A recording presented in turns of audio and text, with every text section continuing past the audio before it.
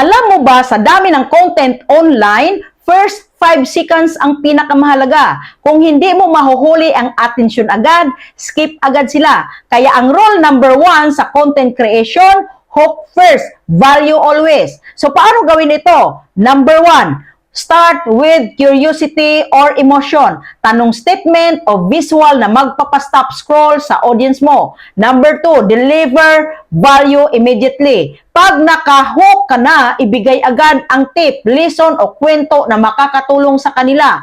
Number 3, leave them waiting more. And with call to action or teaser para bumalik sila sa susunod mong content.